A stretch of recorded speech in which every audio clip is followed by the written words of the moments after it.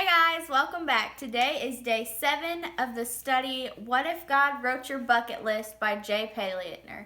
The title of today's study is Love and Be Loved. So this one's really, really long, actually, and I hope you guys don't get bored with it, but it's really, he's really got some good key points in here. So I hope that you guys will stick with us and get through to the end of it. Newborns need to be held. They need to be cuddled and swaddled. They need to feel the warmth of skin on skin and the rhythm of mom or dad's heartbeat. Think about where they just came from. Pediatricians confirm newborns actually require a significant amount of physical contact every day. If they don't get it, they suffer from withdrawal conditions known as failure to thrive, also called maternal deprivation syndrome. It is a psychological condition common in understaffed orphanages around the world, and it can be fatal. The Health Guide from the New York Times explains the causes, symptoms, treatment, and outlook. And he actually takes some time and goes through the causes, symptoms, treatments, and outlook of this condition. I'm just going to go through the causes and the outlook. And then if you guys want to study some more up on it, you can look up the rest of that. The majority of the cases of failure to thrive in infants and young children under 2 are not caused by disease. Most cases are caused by dysfunctional caregiver interactions, poverty, child abuse, and parental ignorance about appropriate child care. And then in Outlook, it says, with adequate attention and care, a full recovery is expected. However, neglect severe enough to cause failure to thrive can kill if it continues. So it can be a really, really severe issue. But a lot of times, if those children are taken and then given the care that they missed out on when they were younger, then they can recover fully in most cases. Years ago, traveling as a radio producer for the Josh McDowell Ministry, I had the rare privilege of visiting several orphanages in Russia, and will never forget watching a single nurse care for a ward full of infants. With so little human contact, it's hard to imagine those babies growing into healthy adults who reach their God-given potential. Without appearing heartless, I am hoping to spin a positive lesson here.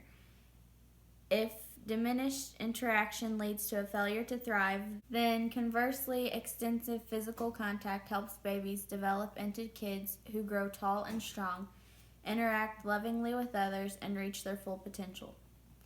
I can tell you firsthand that love is a powerful force. Over a period of several years, my wife Rita and I have welcomed 10 foster babies into our home, mostly newborn. Some had been exposed to cocaine in their mother's womb, which meant these babies were essentially recovering addicts. I will never forget our son Max holding one of those precious newborns while she was experiencing severe withdrawal tremors. This was when Max was an all-conference fullback, a state qualifying wrestler, and starting catcher for a baseball team that placed 4th in state. He was a tough kid with a high threshold for pain.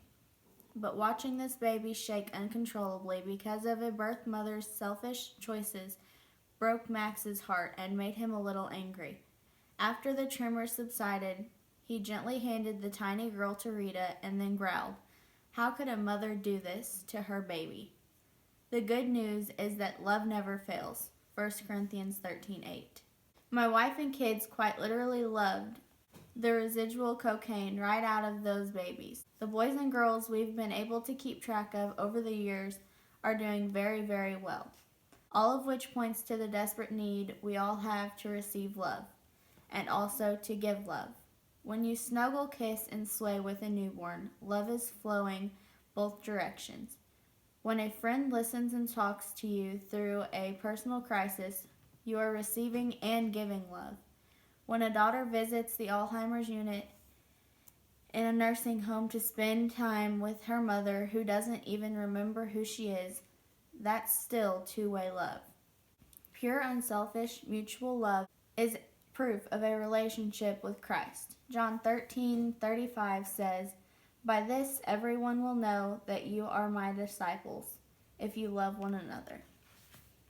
So the best witness we can have to this world as Christians is to show love to others.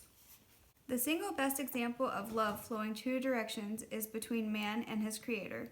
In 1 John 4:19, the Bible identifies the only reason we can love at all. We love because He first loved us. Everything that comes from God flows out of His love for us, and the only reason we can offer authentic love to anyone is that God gave us that ability. Knowing how to love and freely accepting love are among the most important items you will find on God's bucket list for any of us. If you didn't learn that in your first year of life, then spend some time right now considering how much you have to give and how worthy you are to receive. Which brings up a major stumbling block so many people have with God. They think, how could God love someone like me? I'm not worthy. My own daddy didn't love me, so I'm sure God doesn't. The answer to those concerns is surprisingly simple. How can God love you? Because that's what He does. It's who He is. God is love. He knows everything about you. He knows your fears and your dreams. He knows your past, your present, and your future. He knows your achievements and your failures, and yet He still loves you unconditionally. He has a wonderful plan for your life and has given you specific gifts, experiences, and abilities to make that plan come true. He loved you so much that He created you, and He loves you so much that even though you've chose many times to turn your back on Him, He still sent His Son to pay the price for that sin by allowing Jesus to be nailed on a cross as your substitute.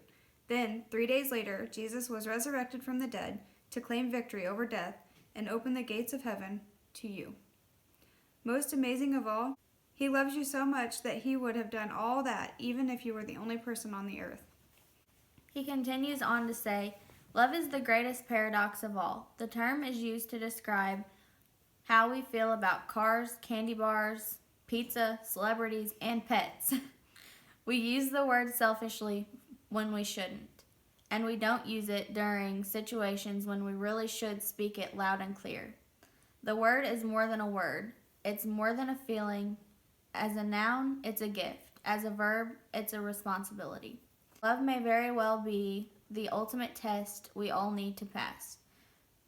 1 John 4:7-8 says, everyone who loves has been born of God and knows God.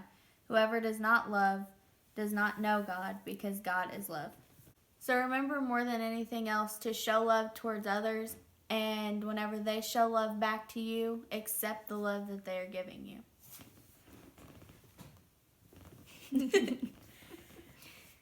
We hope you guys have a good day. We'll see you in the next one.